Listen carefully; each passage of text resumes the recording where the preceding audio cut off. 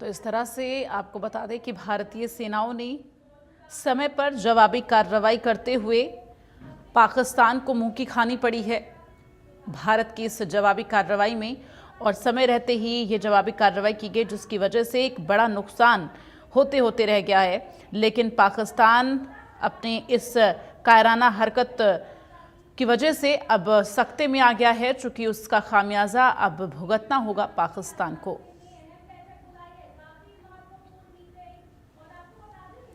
और ज्यादा जानकारी के लिए सीधे रुख करेंगे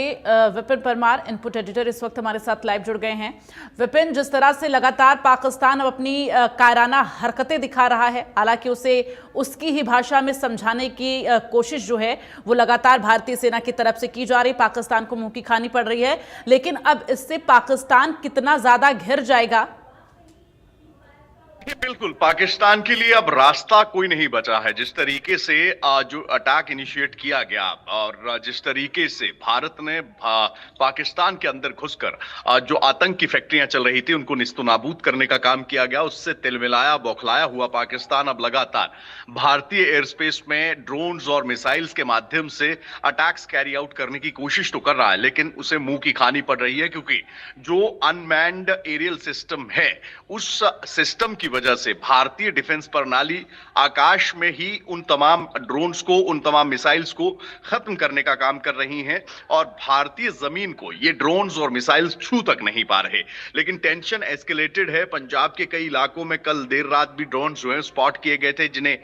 anti missile anti drone system से जो है मार गिराने का काम किया गया था। और पाकिस्तान के लिए ज्यादा ऑप्शन है नहीं, क्योंकि इंटरनेशनल कम्युनिटी की ओर से लगातार भारत की जो आतंकवाद के खिलाफ जो लड़ाई है उसमें समर्थन उनको मिलता हुआ नजर आ रहा है। और जिस तरीके से पाकिस्तान की ओर से हमारे डिफेंस इंफ्रास्ट्रक्चर को टारगेट करने की कोशिश की गई, अटैक्स को कैरी आउट करने का काम किया गया,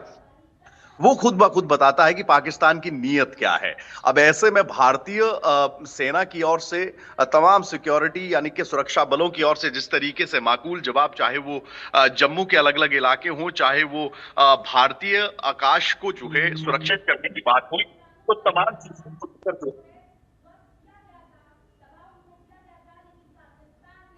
चीज को लेकर जो है तब पूरा का पूरा डिफेंस मैकेनिज्म जो है वो पूरी तरह से काम कर रहा है। और यही कारण है कि लगातार तमाचे पे तमाचा पाकिस्तान के दोनों गालों पर जो है वो पड़ता हुआ नजर आ रहा है। और दूसरी ओर पाकिस्तान जो है वो घिरा हुआ है। एक तरफ से बलोच आर्मी जो है, बलोच लिबरेशन आर्मी जो है बीएलए में लगातार पाकिस्तान को जो है वो दर्द दे रही है, तो वहीं दूसरी ओर भारतीय सेना जो है, भारतीय सुरक्षा बल जो है वो लगातार पाकिस्तान के एयर स्पेस में घुसकर पाकिस्तान को जो है वो धूल चटाने का काम कर रहे हैं। जी बिल्कुल, तो बलूच ने पाकिस्तान के पोस्ट पर भी कब्जा कर लिया है, सैनिकों को वहां से खदेड़ दिया है। लेकिन इस बीच देखा जाए जिस ड्रोन के जरिए, ड्रोन मिसाइल के जरिए पाकिस्तान ने अपनी कायराना हरकत को उजागर किया है, सस्ते वाले ड्रोन लाकर, जिन्हें हमारे S-400 जो कि सुदर्शन चक्र है भारत का, वो हवा में ही डिल्यूट कर दिया गया। वो जो उनकी कायराना हरकत थी उसे कामयाब नहीं होने दिया गया। लेकिन इस बीच अगर बात की जाए तो आज IMF की एक बड़ी बैठक होगी, जिसमें पाकिस्तान को जहां से फंडिंग मिलती है, अब आर्थिक तौर पर चोट पहुंचाने की जो कोशिश है उसको किस तरह से देखा जा रहा है? बिल्कुल, अगर जवाब कूटनीति से देना होगा तब भी दिया जाएगा। पानी रोका गया, उसके बाद जैसे ही पाकिस्तान की ओर से हिमाकत की गई तो पाकिस्तान को माकूल जवाब जो है भारतीय वायुसेना की ओर से पाकिस्तान में ही चल रहे आतंकी ठिकानों को निस्तनाबूद कर दिया गया। और इसमें जो है वो कई ऐसे आतंकी मारे गए जो कि पिछले काफी 2 दशकों में जो इंसिडेंट न केवल भारत में बल्कि अंतरराष्ट्रीय स्तर पर अलग अलग देशों में हुए, डेनियल हेडली जो कि पत्रकार मारे गए थे, उनका मास्टरमाइंड, उनको मारने वाला जो आतंकी था मसूद अजहर का भाई, उसको जो है मारने का काम किया गया। तो इंटरनेशनल कम्युनिटी में भारत के इस इनिशिएटिव को जो है वो कहीं ना कहीं सराहा जा रहा है। और इसीलिए अमेरिका की ओर से भी स्पष्ट तौर पर यह कह दिया गया है कि वो जो है कहीं ना कहीं इस वॉर में उनका कोई इन्वॉल्वमेंट जो है वो नहीं रहेगा। अब ऐसी परिस्थिति में आज जो बैठक होने जा रही है उसमें स्ट्रैटेजिकली किस तरीके से भारतीय डिफेंस मैकेनिज्म को स्ट्रांग करते हुए, भारतीय नागरिकों की सुरक्षा करते करते हुए जो है पाकिस्तान को मुंह तोड़ जवाब देना है। पाकिस्तान की ओर से जो हिमाकत लगातार की जा रही है, लगातार पंजाब और जम्मू के इलाकों में जिस तरीके से ड्रोन और राजस्थान के इलाकों में ड्रोन भेजे जा रहे हैं, इंटरसेप्ट किए जा रहे हैं, उनको न्यूट्रलाइज करने का काम किया जा रहा है। तो अब सबसे बड़ी जो कूटनीति है वो कहीं ना कहीं इस बैठक में जो है वो बनाई जाएगी और आगे की स्ट्रैटेजी, आगे किस तरीके से भारत को बढ़ना है और किस तरीके से पाकिस्तान को जवाब देना है, ये पूरी स्ट्रैटेजी जो है, ये पूरी रणनीति जो है वो तैयार की जाएगी। बिल्कुल। और अगर बात की जाए तो पंजाब चूंकि सीमावर्ती राज्य हो जाता है, जहां जालंधर में हमने देखा विपिन की किस तरह से बीते दिन जो ड्रोन मिसाइल था, एक जगह वो मिसाइल गिरता भी है और वहां पर कई वीडियोस भी वहां के सामने आए थे। लेकिन इस बीच अगर बात की जाए तो हरियाणा को इससे किस तरह से प्रभावित हो सकता है हरियाणा? देखिए, अभी फिलहाल अगर बात करें तो बॉर्डरिंग एरियाज पर पाकिस्तान जो है वो अटैक कर रहा है, लेकिन आज का वॉरफेयर ऐसा है कि जो मिसाइल्स हैं उनकी रेंजेस की अगर बात करें तो ऐसे में तमाम जगहों को अलर्ट रहने के लिए कहा गया है। कल देर रात जो है वो चंडीगढ़, पंचकुला और मोहाली में भी ब्लैकआउट किया गया था, क्योंकि जिस तरीके से पाकिस्तान की पहली जो साजिश थी, जब ऑपरेशन सिंदूर को कंडक्ट किया गया, सक्सेसफुली कंडक्ट किया गया, उसके बाद चंडीगढ़ भी जो है वो निशाने पर था। और बिल्कुल अगर राजधानी निशाने पर है तो ऐसे में तमाम जगहें, देश का कोई भी कोना अगर बात करें तो वहां पर पहले ही सिविल डिफेंस मॉक ड्रिल जो है उसके माध्यम से लोगों को जागरूक करने का काम किया गया है कि आपातकालीन परिस्थिति में करना क्या है। और हरियाणा की अगर बात करें तो हरियाणा भी जो है वो राजस्थान के साथ कई बॉर्डर्स जो है वो शेयर करता है। तो ऐसी परिस्थिति में हरियाणा में भी जो है वो अलर्ट, हाई अलर्ट है। हरियाणा में भी लोगों को जो है वो जो मॉक ड्रिल की गाइडलाइंस थी उनको फॉलो करने के लिए कहा गया है इमरजेंसी सिचुएशन के लिए। और आज की बैठक में जो है वो तमाम चीजें स्पष्ट होंगी, क्योंकि पाकिस्तान जो है वो रात के अंधेरे में जिस तरीके से कायराना अंदाज में ड्रोन्स और मिसाइल्स का अटैक कर रहा है, भारतीय वायुसेना की ओर से दिन दिहाड़े जो है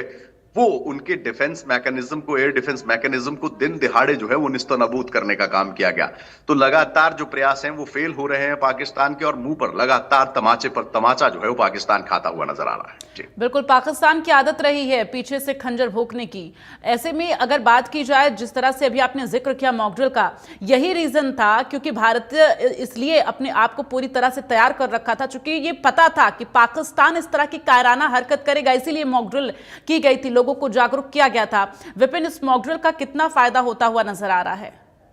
देखिए, ये जो स्टैंडर्ड प्रोसीजर्स रहते हैं, क्योंकि ये तकरीबन 1971 के बाद जो है ब्लैकआउट एक्सरसाइजेज जो हैं वो देश ने शायद विटनेस नहीं करी थी। 1971 में जब पाकिस्तान और भारत जो है वो वॉर की सिचुएशन में थे, उस समय में ये मॉक ड्रिल्स जो हैं इनको जो है एक्चुअल एक्सरसाइजेस की तरह से इंप्लीमेंट करने का काम किया गया था। उस समय ब्लैकआउट्स किए जाते थे, लोगों को घरों के भीतर रहने की हिदायत दी जाती थी, क्योंकि जब एयर स्ट्राइक्स होती हैं या फिर जंगी जहाज आते हैं दूसरी तरफ से, तो ऐसे में अगर अंधेरा होता है या कोई रोशनी नहीं होती, क्योंकि हीट सेंसिंग के माध्यम से बॉम्बिंग जो है वो फाइटर जेट्स की द्वारा की जाती है, तो ऐसे में ये एक्सरसाइज बेहद ज्यादा महत्वपूर्ण होती हैं। और जिस तरीके का वॉरफेयर हम देख रहे हैं, जिस तरीके की हालात हम देख रहे हैं, ड्रोन्स और